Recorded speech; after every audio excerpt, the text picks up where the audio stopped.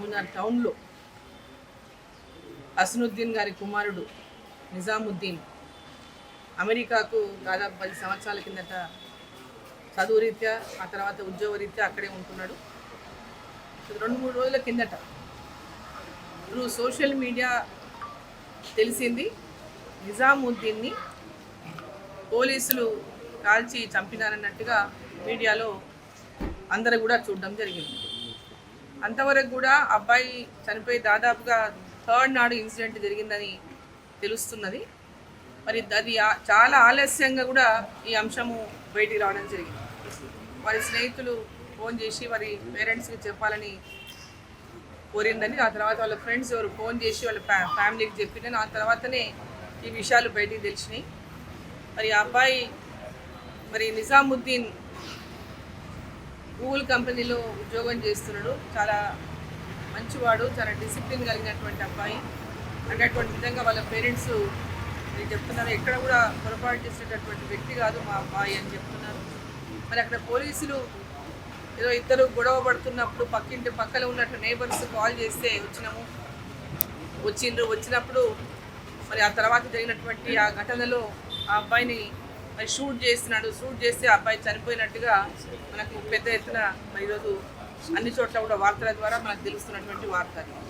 But ఆ అబ్బాయి ఇంతకుముందు శ్రీనివాస్ రెడ్డి గారు చెప్పినట్టుగా వాళ్ళ పేరెంట్స్ ఇప్పుడే చెప్పడం జరిగింది. మేము వాళ్ళ పేరెంట్స్ని కలవడానికి వచ్చినాం. ఇక్కడ మనకి తెలిసిన వెంబడే ఫోన్లో మాట్లాడినాం, విషయాలన్నీ కనుక్కున్నాం. ఇమ్మీడియట్గా మరి ఎక్స్టర్నల్ అఫైర్స్ మినిస్ట్రీకి విషయాన్ని తెలియజేసినాం, మెయిల్ పంపినాం.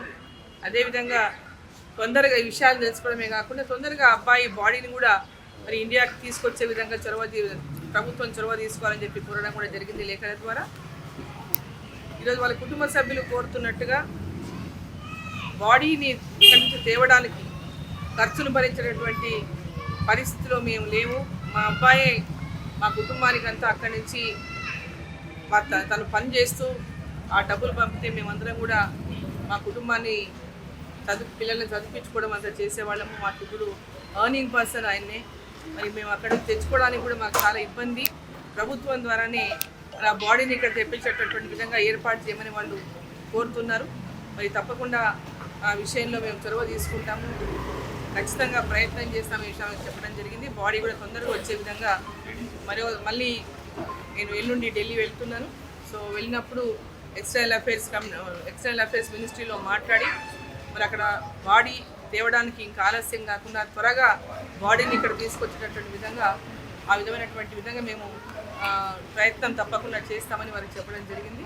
సో అంటే వారు చెప్పినట్టుగా ఇప్పుడు లింక్డ్ఇన్లో ఆ అబ్బాయి కొన్ని అంటే ఆ ఇన్సిడెంట్ కాకముందు ఆ అబ్బాయి కొన్ని లింక్డ్ఇన్లో పెట్టినాడు. తన పడుతున్నటువంటి బాధను లింక్డ్ఇన్లో పెట్టినాడు.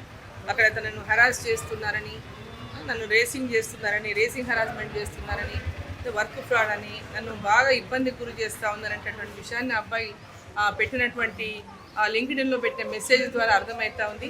మరి అక్కడ ఏం జరిగింది, ఎందుకు ఆ పరిస్థితి వచ్చింది, ఎందుకు ఆ విధమైనటువంటి భావన ఆ అబ్బాయి ఎందుకు అట్లా ఫీల్ అవుతున్న విషయాలు అన్నింటిపైన కూడా మరి అక్కడ ఉన్నటువంటి వారు ఎంక్వైరీ చేసే రిపోర్ట్లో చెప్తే తప్ప మనకు తెలిసేటటువంటి అవకాశం కూడా లేదు. తప్పకుండా వీటన్నిటిపైన కూడా విచారణ జరిపించాలని మేము అక్కడ ఉన్నటువంటి మన కాన్సులేట్ జనరల్ అయినటువంటి శ్రీకర్ రెడ్డి గారు అక్కడ శాన్ ఫ్రాన్సిస్కోలో కాన్సులేట్ జనరల్గా ఉన్నారు. మరి వారితో కూడా మాట్లాడి విషయాలన్నింటిపైన కూడా మరి వివరాలు తెలుసుకునేటటువంటి ప్రయత్నం చేసే విధంగా మా యొక్క ప్రయత్నం పూర్తిగా చేస్తామని చెప్పి సందర్భంగా తెలియజేస్తాను. మా శక్తి కొలది ప్రయత్నాన్ని చేసి అబ్బాయిని తొందరగా తీసుకొచ్చే విధంగా వారి యొక్క ఈ సంఘటన ఎందుకు చేయాలంటే పోలీసులు కావాల్సినటువంటి పరిస్థితి వచ్చిన విషయంలో కూడా విచారణ జరిపే వివరాలు కూడా మాకు తెలిపాల్సినటువంటి విషయంగా కూడా తప్పకుండా మేము ప్రయత్నం చేస్తామని ఈ సందర్భంగా తెలియజేస్తాం. 3rd రోజు ఇన్సిడెంట్ మనకు ఆల్మోస్ట్ 15 రోజులు తెలిసింది. సో మనకు తెలిసిన తర్వాతనే మనం దీన్ని పర్సూ చేస్తూ ఉన్నాం. సో దాని తర్వాత ఇప్పుడు ఈరోజు సాటర్డే సండే ఉంది మనకు. సో మండే రోజు మళ్ళీ పర్సూ చేస్తాం. వీలైనంత తొందరగా తెప్పించేటటువంటి ప్రయత్నం చేస్తాం. రోజులు అంటే మనం 2 రోజుల 3 రోజుల 4 రోజులు అనేది ఖచ్చితంగా మనం చెప్పలేము. తొందరగా తీసుకొచ్చేటటువంటి ప్రయత్నం చేస్తాం.